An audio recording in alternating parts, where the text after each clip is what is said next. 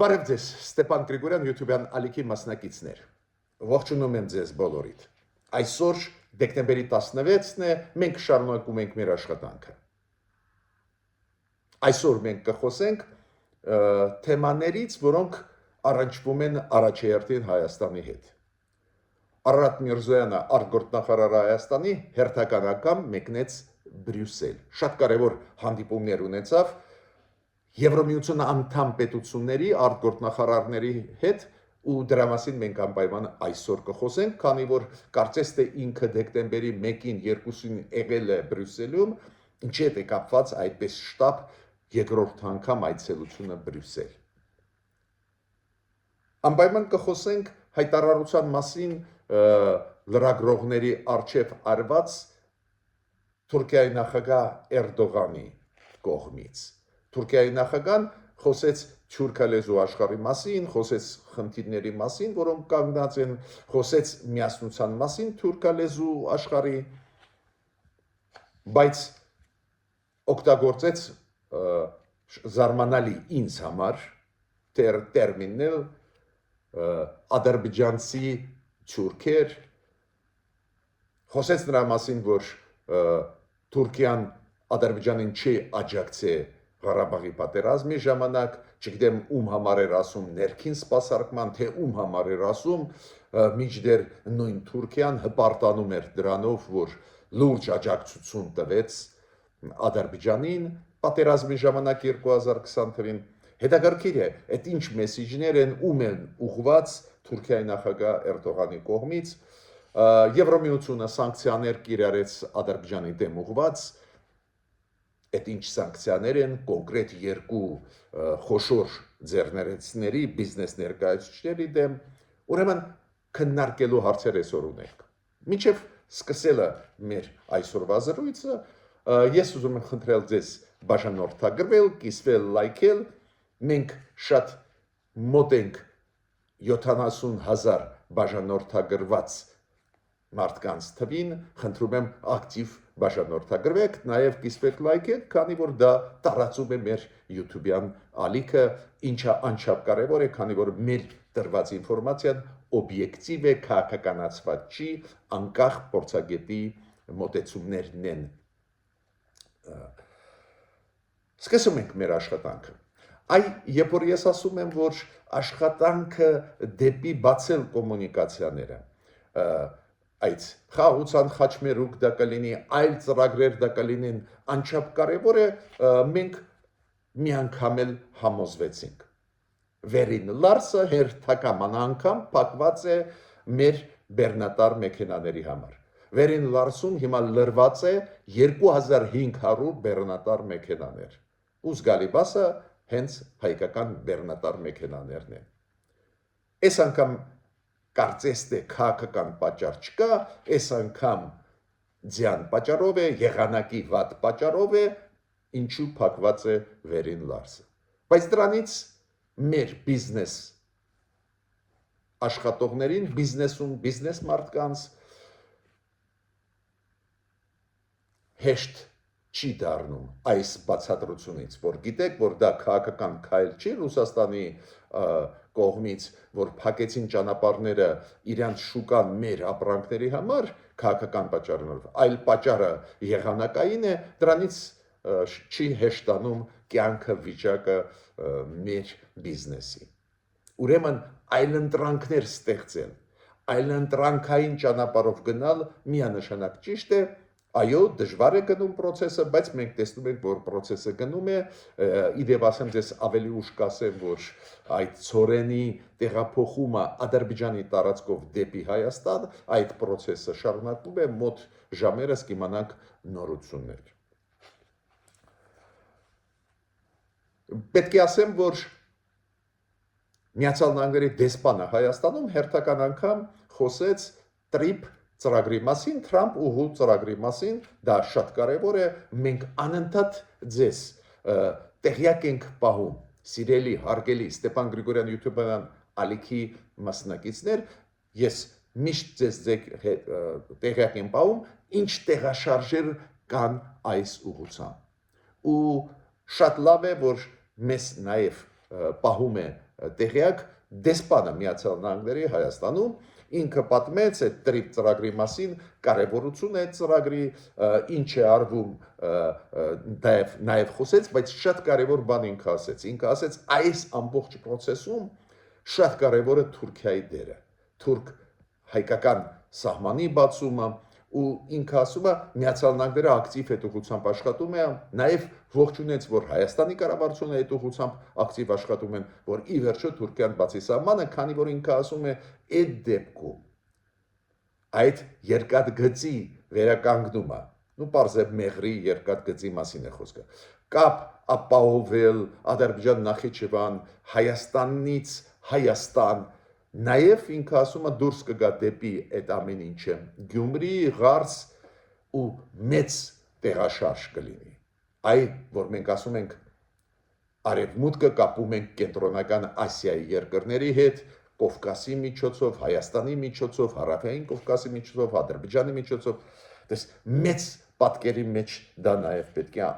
նայել, միանշանակ ես համաձայն եմ։ Ռուսաստանը,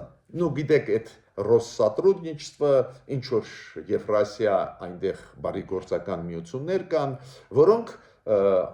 փորձում են աջակցություն տալ Ղարաբաղից փախստականներին Հայաստանում։ Ու Ռուսկի դոմը ինչ է ասում։ Ռուսկի դոմը ասում է, որ մենք այս միգրանտներին Ղարաբաղից ռուսերեն օգտագործեցին բառ переселенцы։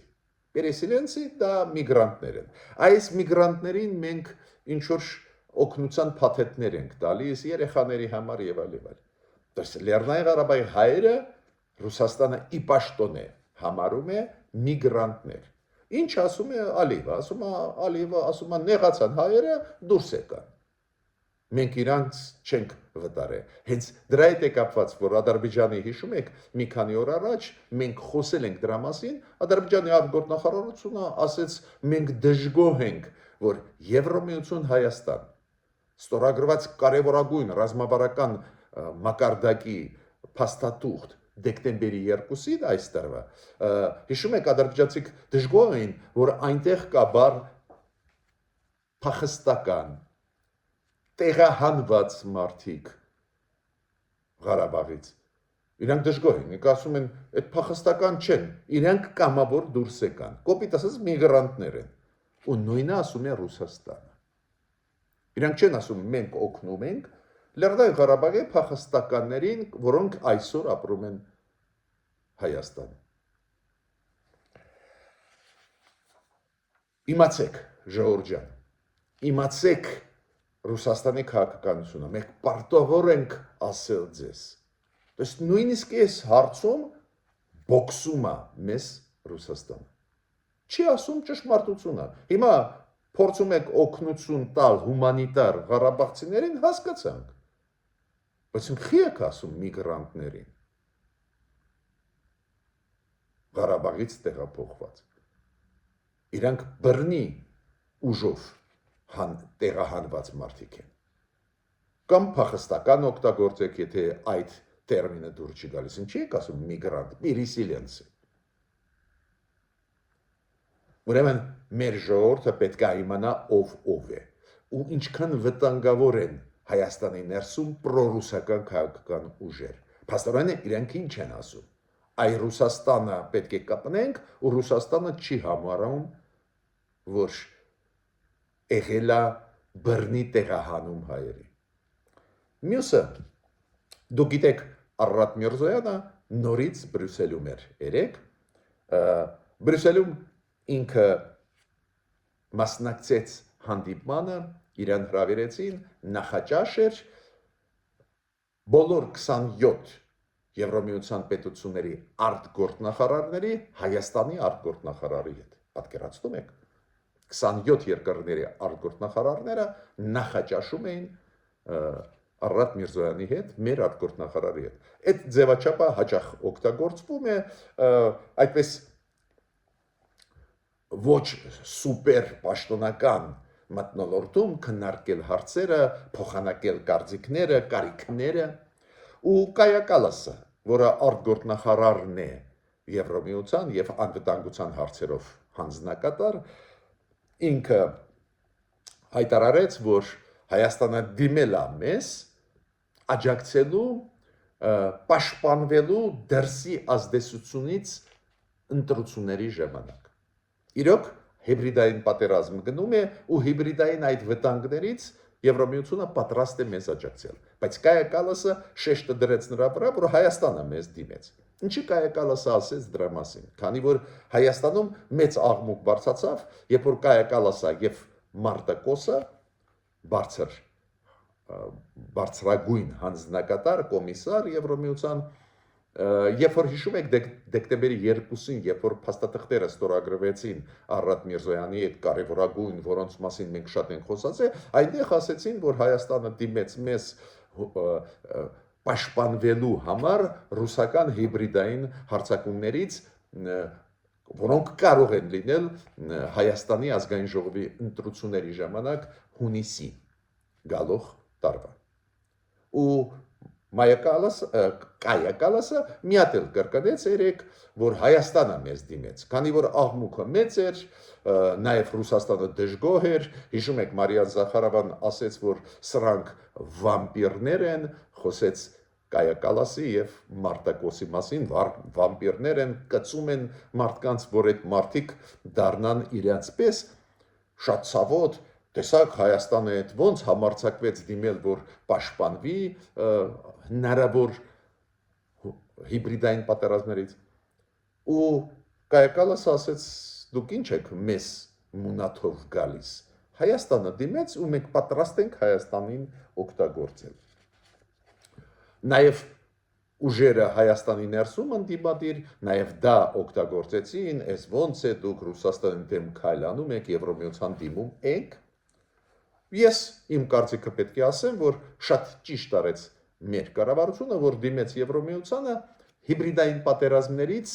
պաշտպանվելու համար, որ իրանք օգնեն, իրանք փորձը օգտագործեն, նաև Մոլդովայի փորձը, նաև Ռումինիայի փորձը իրանք ընտրությունների ժամանակ շատ նորմալ է։ Հիբրիդային պատերազմը մենք գիտենք գլխավոր մասը որտեղից է գալիս, բայց պետք է ասեմ, որ հիբրիդային պատերազմները գալիս են նաև այլ տեղերից, ուրեմն թող մեծ աղմուկ ընդդիմադիրները կամ Ռուսաստանը չբարձրացնեն։ Բայց այնուամենայնիվ, քանի որ մեծ աղմուկ ստացավ այս մեր խնդրանքը Եվրոմիությանը մեզ աջակցել, մեր արտգործնախարարությունը Կայա Կալասին ասացին, արձագանքեց, մեր արտգործնախարարությունը ասեց, որ մենք Եվրոմիության հետ աշխատում ենք, դիմում ենք տարբեր հարցերով, համագործակցելով գալիս ենք փոխադարձ համաձայնությամբ տարբեր նախաձեռնություններ անել, հիշեցրեց, որ Եվրոմիության դիտորդները Հայաստանում են, որ մենք շատ լավ աշխատում ենք, մեր արտգործնախարարությունը հասկանալի է ինչու այդպես արձագանքեց, մի քիչ հանգստացնել իրավիճակը, որ իրոք մենք դիմել ենք Եվրոմիությանը աջակցելու, նաև այդում հիբրիդային հարցերը լուծելու, նաև այլ հարցերը լուծելու, ուրեմն ստեղ ինչ որ արտառոց բան չկա։ Պարզ է Արարատ Միրզոյանն էլ այս նախաճաշից հետո Եվրոմիության արտգործնախարարների հետ հայտարարություն արեց, որ շատ օգտակար նախաճաշ էր, Եվրոմիությունը, որ մենք քննարկեցինք հարցերը, մանրամասն ներկայացրեց այդ նախաճաշի քննարկման թեմաները, նաև ընտրությունների հետ կապված, նաև ստրատեգիկ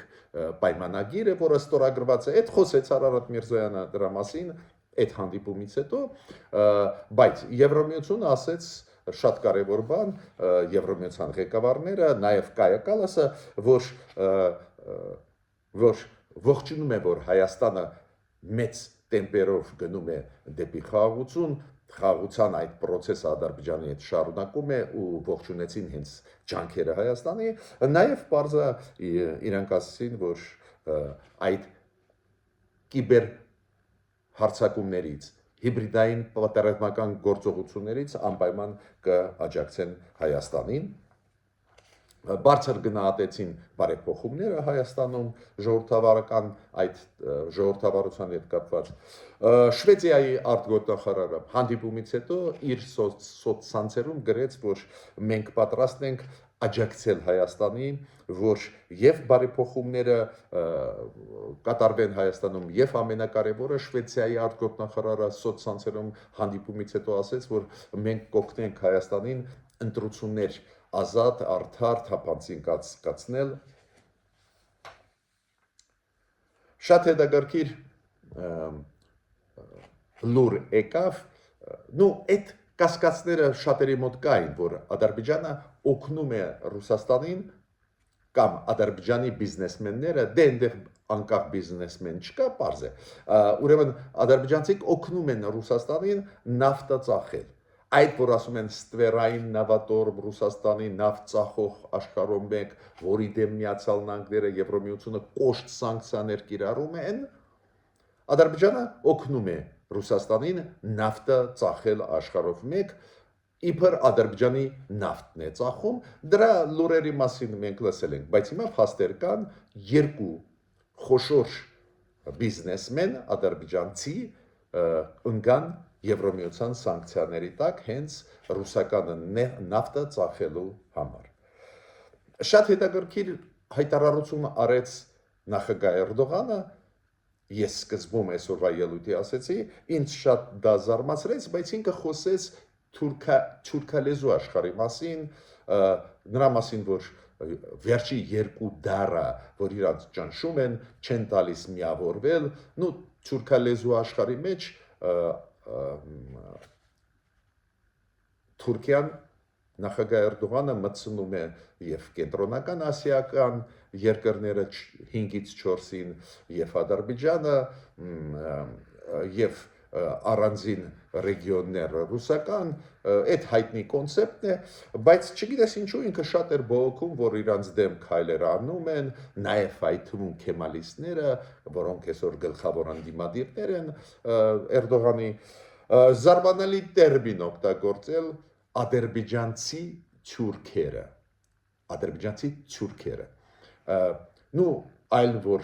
այլ որ Ադրբեջանը մոտ է Թուրքիայի հետ, քաղաքական միասին իրար օգնում են, ինչ որ անընդհատ ասում են, որ մի երկու պետություն, մեկ ժողովուրդ, մեկ ազգ մենք գիտենք, բայց այդ կամ տերմինների փոփոխությունը ոչ թե ադրբեջանցի, ասեց ադրբեջանցի թուրքեր, ինձ զարմացրեց ու էլ ավելի զարմացրեց մեկ բան, որ նախագահ Էրդողանը ասեց, որ այն մարդիկ, ովքեր ասում են, որ Թուրքիան աջակցեց Ադրբեջանին պատերազմի ժամանակ 2020 թվականի Ղարաբաղում, այդ մարդիկ թշնամի են Թուրքիայի։ Ես պետք է դες հիշեցնեմ, որ մի անգամ չի, որ նախագահ Էրդողանը այլ պաշտոնյաներ Թուրքիայի ասել են, որ աջակցում են Ադրբեջանին, աջակցել են, կաջակցեն հենց պատերազմի կոնտեքստում, հենց Ղարաբաղի կոնտեքստում, հիշում եք այդ հայտնի հեռախոսազրույցը նախկին Ռուսաստանի արտգործնախարարին Շոյգուի Թուրքիայի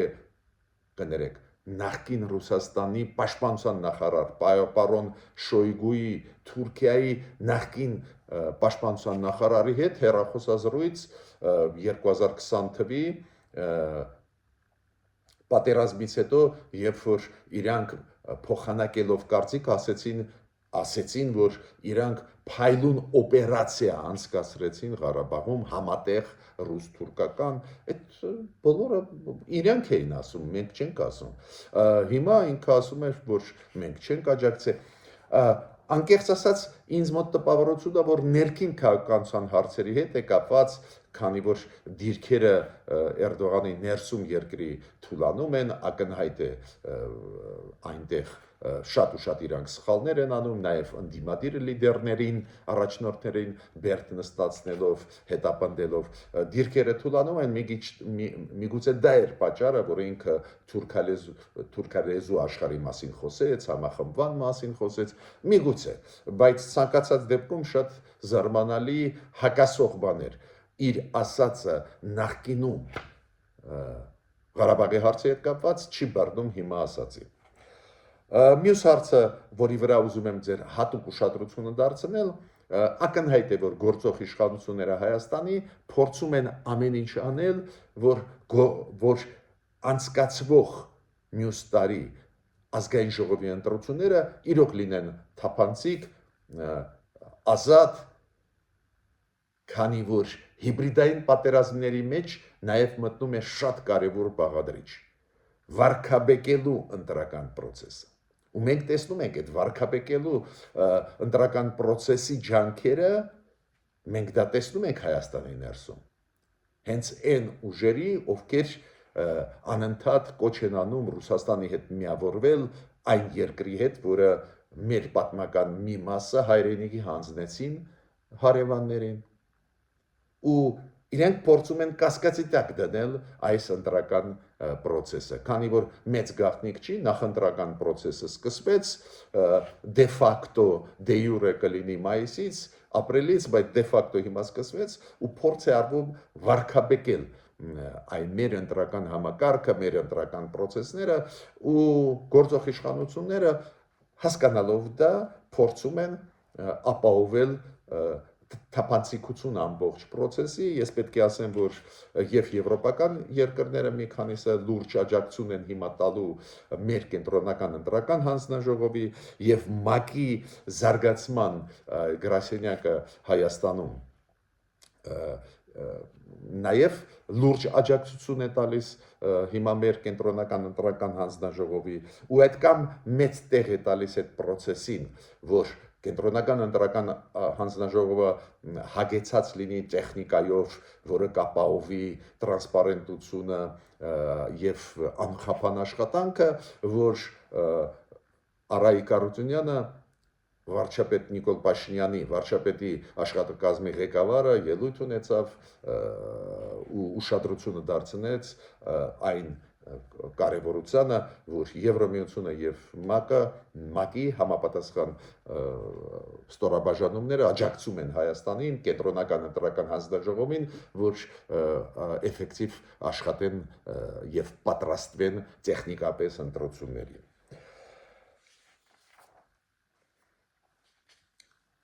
Նաև ուզում եմ ասել շատ կարևոր process-ի մասին, Գևորգ Պապոյանը, մեր էներգետիկայի նախարարը, ասեց, հայտարարեց, որ նոր բեռներ գալիս են Ադրբեջանի տարածքով, Վրաստանով Հայաստան, բեռներ ուղղված Հայաստանին։ Ես ինչքան հասկացա, նորից ծորենի մասին է խոսքը, որը գալիս է հիմա Հայաստան, ու ինքը ասեց, կարևորություն է այդ process-ի, ես ուզում եմ ստեղ գումարել, քանի որ Գևորգ Պապոյանին տվեցին հարցեր գների հետ կապված, ղազախական ծորենի որակի հետ կապված, ինքը համեմատություններ աներեց, ինչ որ թվեր բերեց, ես նաև ուզում եմ գումարել, որ այս process-ը, որ մենք ստանում ենք բեռներ Ադրբեջանի Վրաստանի տարածքով, այլ ճանապարհներով, այլ ոչ միայն վերին լարուսով, այլ ճանապարհներով նաև տրված մեզ Ադրբեջանի կողմից շատ բարձր է գնահատում, դա պետք է շատ բարձր գնահատել։ Հիմա բացատրեմ ինչու։ Նշանակություն չունի քանակը հիմա, ինչքան ծորեն մտավ ի վերջո Հայաստան Ղազախստանից։ Կարևորը ստեղ այլ ընտրանքն է, որ ստեղծվում է քայլ առ քայլ դժվար ճանապարհով, բայց այլ ընտրանքներ։ Ու ինչքան հասկացա, նոր գալիս է ինչ որ քանակ ծորենի, դեր չեն ասում որտեղից, ինչ, բայց Ադրբեջանի տարածքով, երկաթգծով ու դա անչափ կարևոր է։ Ինչքան մենք այլ ընտրանքներ ստեղծենք տարբեր հարցերով, դա պարենի հարցեր կլինեն, դա էներգետիկայի հարցեր, այդքան լավ։ Այդ ուղղությունը, որ կառավարությունը զարգացնում է, անչափ կարևոր է։ Ես ավարտեցի իմ ելույթը, միջ նոր հանդիպումներ։